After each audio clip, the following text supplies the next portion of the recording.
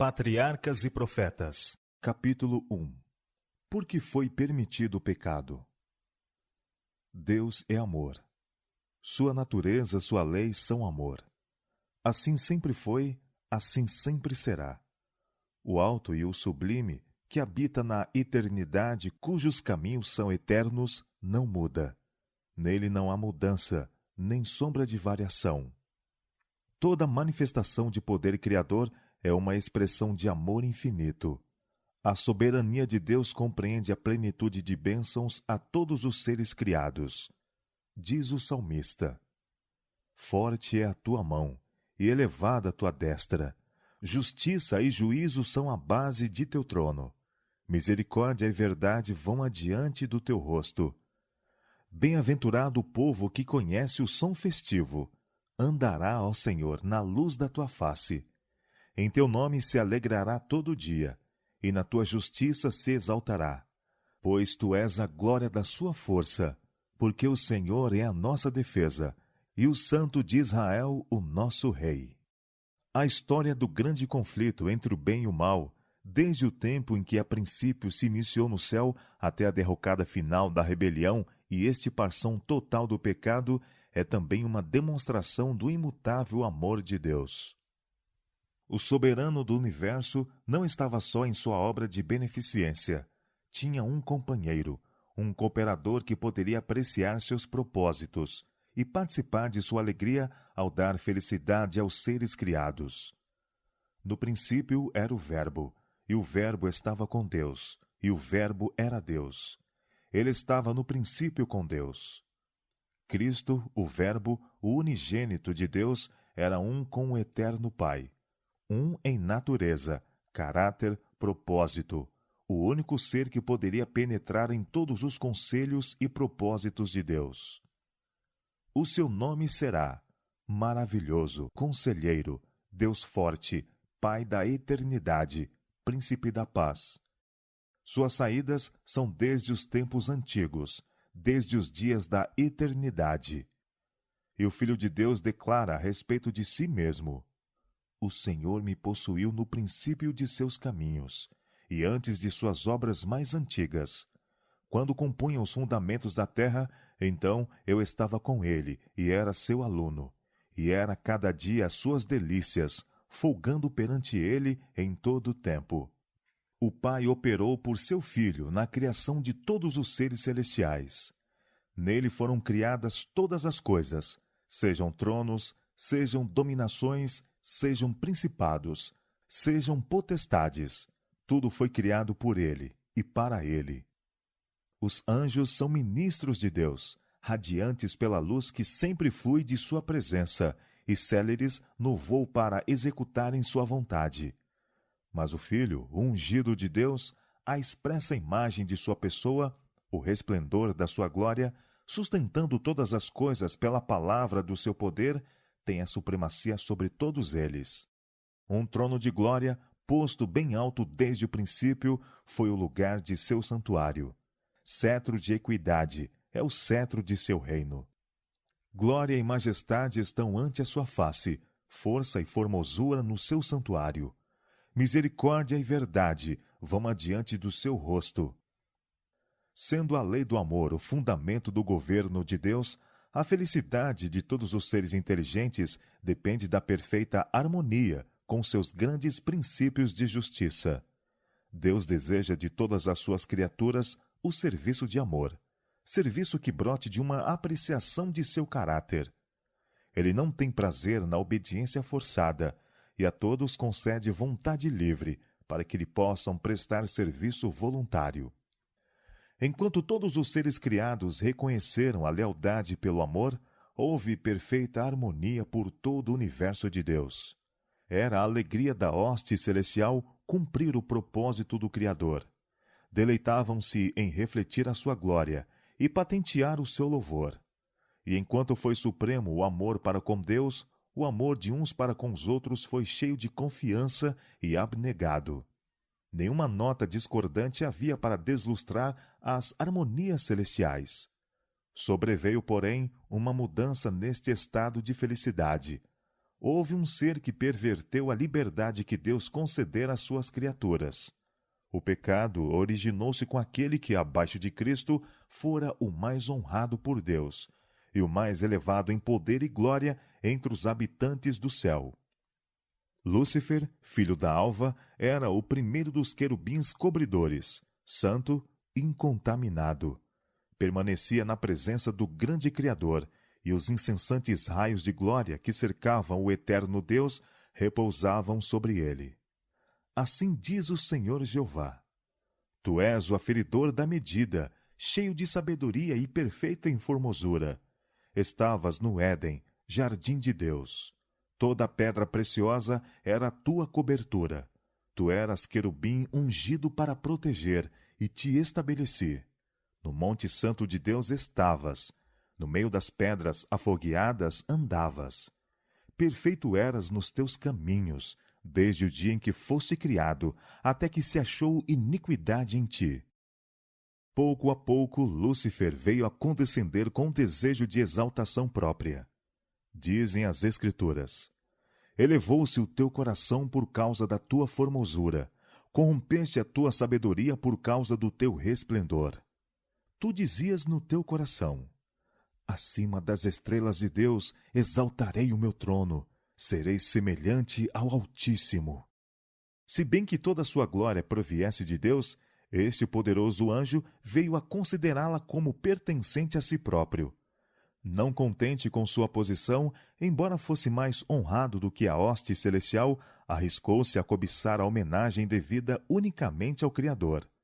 Em vez de procurar fazer com que Deus fosse o alvo supremo das afeições e fidelidade de todos os seres criados, consistiu seu esforço em obter para si o serviço e lealdade deles. E, cobiçando a glória que o infinito Pai conferira a seu Filho, este príncipe dos anjos aspirou ao poder que era a prerrogativa de Cristo apenas. Quebrantou-se então a perfeita harmonia do céu. A disposição de Lúcifer para servir a si mesmo, em vez de ao Criador, suscitou um sentimento de apreensão ao ser observada por aqueles que consideravam dever a glória de Deus ser suprema. No conselho celestial, os anjos insistiam com Lúcifer. O Filho de Deus apresentou perante ele a grandeza, a bondade e a justiça do Criador, e a natureza imutável, sagrada de sua lei. O próprio Deus estabelecera a ordem do céu, e desviando-se dela, Lúcifer desonraria o seu Criador e traria a ruína sobre si. Mas a advertência, feita com amor e misericórdia infinitos, apenas despertou espírito de resistência. Lúcifer consentiu que prevalecessem seus sentimentos de inveja para com Cristo e se tornou mais decidido. Disputar a supremacia do Filho de Deus, desafiando assim a sabedoria e amor do Criador, tornara-se o propósito desse príncipe dos anjos. Para tal objetivo, estava ele a ponto de aplicar as energias daquela mente superior, que abaixo da de Cristo era a primeira dentre os exércitos de Deus. Mas aquele que queria livres as vontades de todas as suas criaturas, a ninguém deixou desprevenido quanto ao sofisma desconcertante por meio do qual a rebelião procuraria justificar-se. Antes que se iniciasse a grande luta, todos deveriam ter uma apresentação clara a respeito da vontade daquele cuja sabedoria e bondade eram a fonte de toda a sua alegria. O Rei do Universo convocou os exércitos celestiais perante ele, para, em sua presença, apresentar a verdadeira posição de seu filho e mostrar a relação que este mantinha para com todos os seres criados. O Filho de Deus partilhava do trono do Pai, e a glória do Ser Eterno, existente por si mesmo, rodeava a ambos. Em redor do trono reuniam-se os santos anjos, em uma multidão vasta, inumerável, milhões de milhões e milhares de milhares, estando os mais exaltados anjos, como ministros e súditos, a regozijar-se na luz que da presença da divindade caía sobre eles.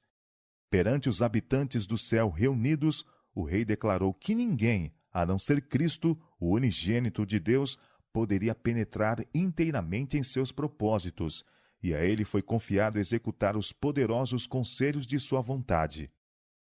o Filho de Deus executara a vontade do Pai na criação de todos os exércitos do céu, e a ele, bem como a Deus, eram devidas as homenagens e fidelidade daqueles. Cristo ia ainda exercer o poder divino na criação da terra e de seus habitantes. Em tudo isto, porém, não procuraria poder ou exaltação para si mesmo, contrários ao plano de Deus, mas exaltaria a glória do Pai e executaria seus propósitos de beneficência e amor. Os anjos alegremente reconheceram a supremacia de Cristo e, prostrando-se diante dele, extravasaram seu amor e adoração. Lúcifer curvou-se com eles, mas em seu coração havia um conflito estranho, violento. A verdade, a justiça e a lealdade estavam a lutar contra a inveja e o ciúme.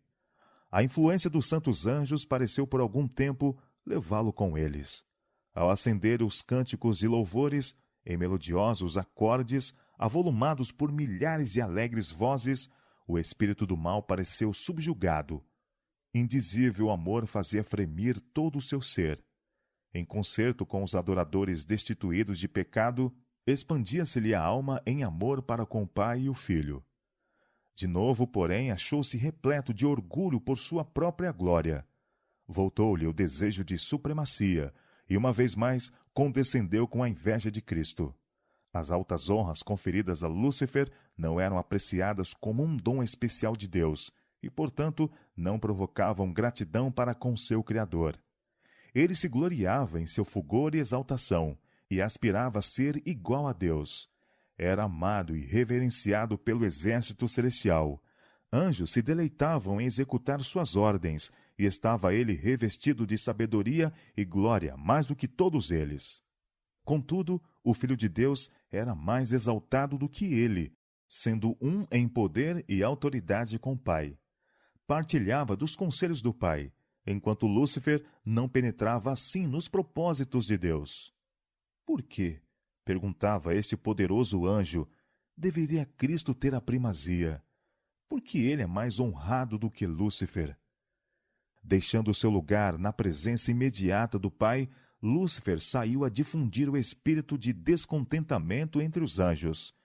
Ele agia em misterioso segredo e, durante algum tempo, escondeu seu propósito real sob uma aparência de reverência para com Deus. Começou a insinuar dúvidas com respeito às leis que governavam os seres celestiais, dando a entender que, conquanto pudessem as leis ser necessárias para os habitantes dos mundos, não necessitavam de tais restrições os anjos, mais elevados por natureza, pois que sua sabedoria era um guia suficiente.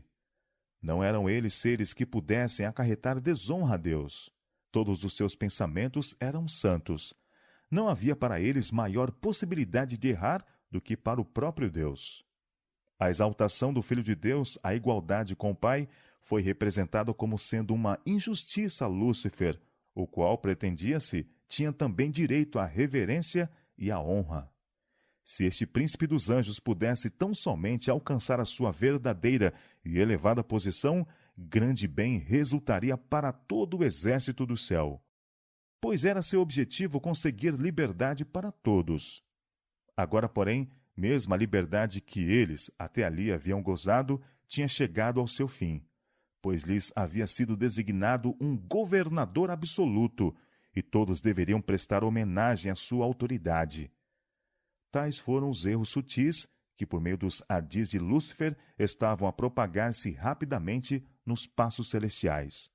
Não tinha havido mudança alguma na posição ou autoridade de Cristo. A inveja e falsa representação de Lúcifer, bem como sua pretensão à igualdade com Cristo, tornaram necessária uma declaração a respeito da verdadeira posição do Filho de Deus. Mas esta havia sido a mesma desde o princípio. Muitos dos anjos, contudo, ficaram cegos pelos enganos de Lúcifer.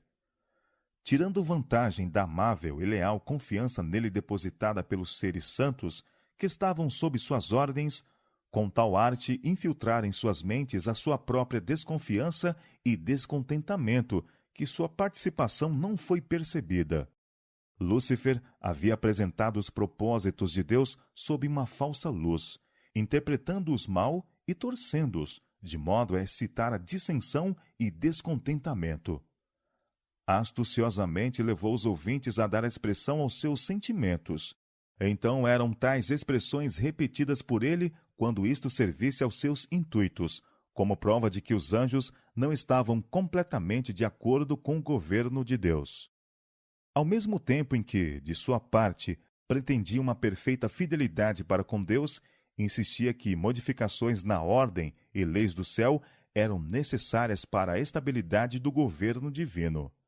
Assim, enquanto trabalhava para provocar oposição à lei de Deus e infiltrar seu próprio descontentamento na mente dos anjos sob seu mando, ostensivamente estava ele procurando remover o descontentamento e reconciliar anjos desafetos com a ordem do céu.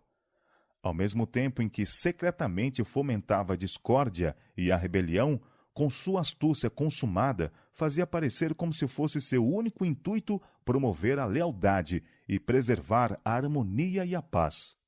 O espírito de descontentamento que assim se acendera estava a fazer sua obra funesta.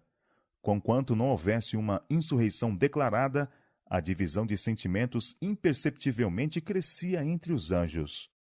Alguns havia que olhavam com favor para as insinuações de Lúcifer contra o governo de Deus. Posto que tivesse estado até ali em perfeita harmonia com a ordem que Deus estabelecera, achavam-se agora descontentes e infelizes, porque não podiam penetrar seus conselhos insondáveis. Não estavam satisfeitos com seu propósito de exaltar a Cristo. Estes se encontravam prontos para apoiar a exigência de Lúcifer para ter autoridade igual à do Filho de Deus. Entretanto, anjos que eram fiéis e verdadeiros sustentavam a sabedoria e justiça do decreto divino e se esforçavam por reconciliar este ser desafeto com a vontade de Deus. Cristo era o Filho de Deus, tinha sido um com ele antes que os anjos fossem chamados à existência. Sempre estivera ele à destra do Pai. Sua supremacia, tão cheia de bênção a todos os que viam sob seu domínio benigno, não havia até então sido posta em dúvida. A harmonia do céu nunca fora interrompida. Por que deveria agora haver discórdia? Os anjos fiéis apenas podiam ver consequências terríveis para esta dissensão, e com rogos ansiosos aconselhavam os que estavam desafetos a renunciarem seu intuito e se mostrarem leais para com Deus pela fidelidade ao seu governo. Com grande misericórdia, de acordo com o seu caráter divino, Deus suportou longamente a Lúcifer. O espírito de descontentamento e desafeição nunca antes havia sido conhecido no céu. Era um elemento novo, estranho, misterioso, inexplicável. O próprio Lúcifer não estivera a princípio ciente da natureza verdadeira de seus sentimentos. Durante algum tempo receou exprimir a ação e imaginações de sua mente. Todavia, não as repeliu. Não via para onde se deixava levar. Entretanto, esforços quais somente o amor e a sabedoria infinitos poderiam imaginar foram feitos para convencê-lo de seu erro. Provou-se que sua desafeição era sem causa e fez-lhe ver qual seria o resultado de persistir em revolta. Lúcifer estava convencido de que não tinha razão. Viu que justo é o Senhor em todos os seus caminhos e santo em todas as suas obras, que os estatutos divinos são justos e que, como tais, ele os deveria reconhecer perante todo o céu. Houvesse ele feito isto, e poderia ter salvado a si mesmo e a muitos anjos. Ele não tinha naquele tempo repelido totalmente sua lealdade a Deus. Embora tivesse deixado sua posição como querubim cobridor, se contudo estivesse ele disposto a voltar para Deus, reconhecendo a sabedoria do Criador e satisfeito por preencher o lugar a ele designado no grande plano de Deus, teria sido reintegrado em suas funções. Chegado era o tempo para a decisão final. Deveria render-se completamente à soberania divina ou colocar-se em franca rebelião. Quase chegou à decisão de voltar, mas o orgulho o impediu disto. Era sacrifício demasiado grande para quem fora tão altamente honrado confessar que estivera em erro, que suas imaginações eram errôneas e render-se à autoridade que ele procurara demonstrar ser injusta. Um compassivo Criador, sentindo terna piedade por Lúcifer e seus seguidores, procurava fazê-los retroceder do abismo de ruína em que estavam prestes a imergir. Sua misericórdia, porém, foi mal interpretada. Lúcifer apontou a longanimidade de Deus como uma prova de sua superioridade, como indicação de que o Rei do Universo ainda acederia às suas imposições. Se os anjos permanecessem firmes com ele, declarou, poderiam ainda ganhar tudo o que desejassem. Persistentemente defendeu sua conduta e entregou-se amplamente ao grande conflito contra seu Criador. Assim foi que Lúcifer, o portador de luz, aquele que participava da glória de Deus, que servia junto ao seu trono, tornou-se pela transgressão Satanás, o adversário de Deus e dos seres santos e destruidor daqueles a quem o céu confiou a sua guia e guarda. Rejeitando com desdém os argumentos e rogos dos anjos fiéis, acusou-os de serem escravos iludidos. A preferência mostrada para com Cristo declarou ele ser um ato de injustiça, tanto para si como para todo o exército celestial, e anunciou que não mais se sujeitaria a esta usurpação dos direitos, seus e deles. Nunca mais reconheceria a supremacia de Cristo. Resolvera reclamar a honra que deveria ter sido conferida a ele e tomar o comando de todos os que se tornassem seus seguidores. E prometeu àqueles que entrassem para suas fileiras um governo novo e melhor, sob o qual todos gozariam liberdade. Grande número de anjos deram a entender seu propósito de o aceitar como seu chefe.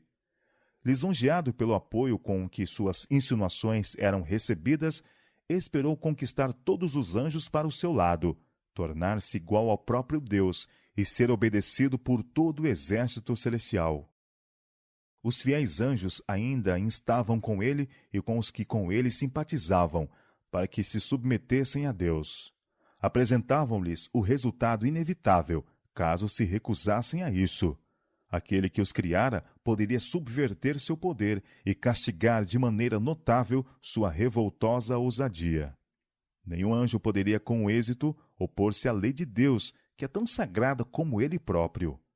Advertiram todos a que fechassem os ouvidos ao raciocínio enganador de Lúcifer, e insistiram com este e seus seguidores para buscarem a presença de Deus sem demora e confessarem o erro de pôr em dúvida sua sabedoria e autoridade. Muitos estiveram dispostos a dar atenção a este conselho, arrepender-se de sua desafeição e procurar de novo ser recebido no favor do Pai e de seu Filho. Lúcifer, porém, tinha pronto outro engano. O grande rebelde declarou então que os anjos que com ele se uniram tinham ido muito longe para voltarem, que ele conhecia a lei divina e sabia que Deus não perdoaria. Declarou que todos os que se sujeitassem à autoridade do céu seriam despojados de sua honra, rebaixados de sua posição.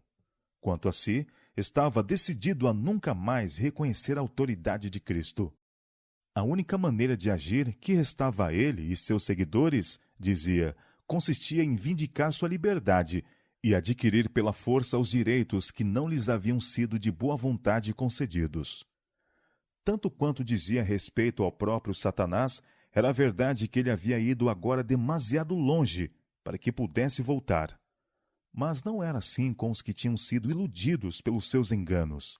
Para estes, os conselhos e rogos dos anjos fiéis abriram uma porta de esperança, e se houvessem eles atendido à advertência, poderiam ter sido arrancados das ciladas de Satanás. Mas ao orgulho, ao amor para com seu chefe e ao desejo de uma liberdade sem restrições, permitiu-se terem o domínio, e as instâncias do amor e misericórdia divinos foram finalmente rejeitadas. Deus permitiu que Satanás levasse avante sua obra, até que o espírito de desafeto amadurecesse em ativa revolta. Era necessário que seus planos se desenvolvessem completamente, a fim de que todos pudessem ver sua verdadeira natureza e tendência. Lúcifer, sendo o querubim ungido, fora altamente exaltado. Era grandemente amado pelos seres celestiais. e forte era sua influência sobre eles. O governo de Deus incluía não somente os habitantes do céu, mas de todos os mundos que ele havia criado. E Lúcifer concluiu que se ele pôde levar consigo os anjos do céu à rebelião, poderia levar também todos os mundos.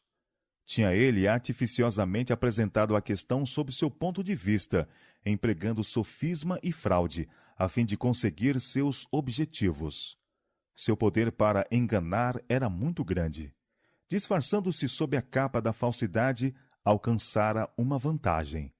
Todos os seus atos eram de tal maneira revestidos de mistério que era difícil descobrir aos anjos a verdadeira natureza de sua obra.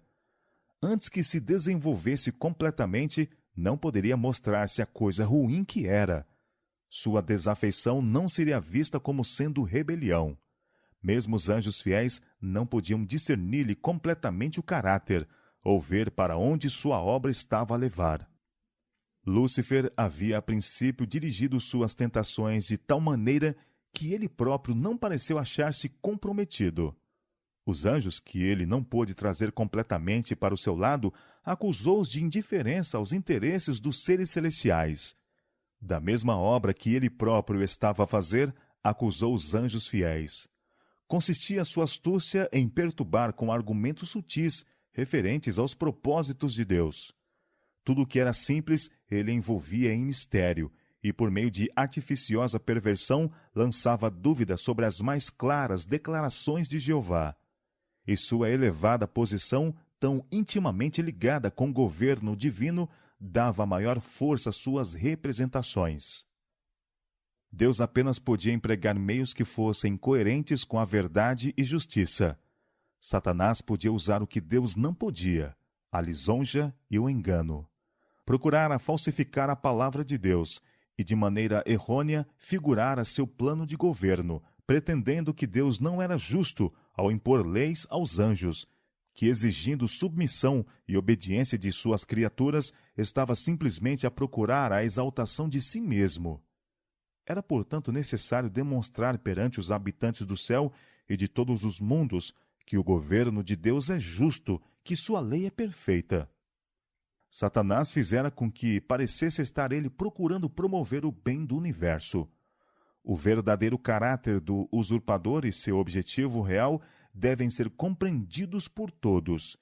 Ele deve ter tempo para manifestar-se pelas suas obras iníquas. A discórdia que sua conduta determinara no céu, Satanás lançara sobre o governo de Deus. Todo o mal declarou ele ser o resultado da administração divina. Alegava que era seu objetivo aperfeiçoar os estatutos de Jeová. Conseguintemente, permitiu Deus que ele demonstrasse a natureza de suas pretensões, a fim de mostrar o efeito de suas propostas mudanças na lei divina. A sua própria obra o deve condenar. Satanás pretendera desde o princípio que não estava em rebelião. O universo todo deve ver o enganador desmascarado. Mesmo quando foi expulso do céu, a sabedoria infinita não destruiu Satanás. Visto que unicamente o serviço de amor pode ser aceito por Deus, a fidelidade de suas criaturas deve repousar em uma convicção de sua justiça e benevolência. Os habitantes do céu e dos mundos, não estando preparados para compreender a natureza ou consequência do pecado, não poderiam ter visto então a justiça de Deus na destruição de Satanás. Houvesse ele sido imediatamente destruído, e alguns teriam servido a Deus pelo temor, em vez de o fazer pelo amor. A influência do enganador não teria sido completamente destruída. Tampouco o espírito de rebelião teria sido totalmente desarraigado. Para o bem do universo todo, através dos intérminos séculos, ele deveria desenvolver mais completamente seus princípios, a fim de que suas acusações contra o governo divino pudessem ser vistas sob sua verdadeira luz, por todos os seres criados, e a justiça e a misericórdia de Deus, bem como a imutabilidade de sua lei, pudessem para sempre ser postas fora de toda a questão. A rebelião de Satanás deveria ser uma lição para o universo durante todas as eras vindouras, perpétuo testemunho da natureza do pecado e de seus terríveis resultados. A atuação do governo de Satanás, seus efeitos tanto sobre os homens como sobre os anjos, mostrariam qual seria o fruto de se pôr de parte a autoridade divina. Testificariam que, ligado à existência do governo de Deus, está o bem-estar de todas as criaturas que ele fez. Assim, a história desta terrível experiência com a rebelião seria uma salvaguarda perpétua para todos os seres santos, para impedir que fossem enganados quanto à natureza da transgressão, para salvá-los de cometer pecado e de sofrerem sua pena. Aquele que governa no céu é o que vê o fim desde o princípio, o ser perante o qual os mistérios do passado e do futuro estão igualmente expostos, e que, para além da miséria, trevas e ruína que o pecado acarretou, contempla o cumprimento de seus propósitos de amor e bênçãos. Se bem que nuvens e obscuridade estão ao redor dele, justiça e juízo são a base de seu trono. E isto os habitantes do universo, tanto fiéis como infiéis, compreenderão um dia. Ele é a rocha, cuja obra é perfeita, porque todos os seus caminhos juízos são.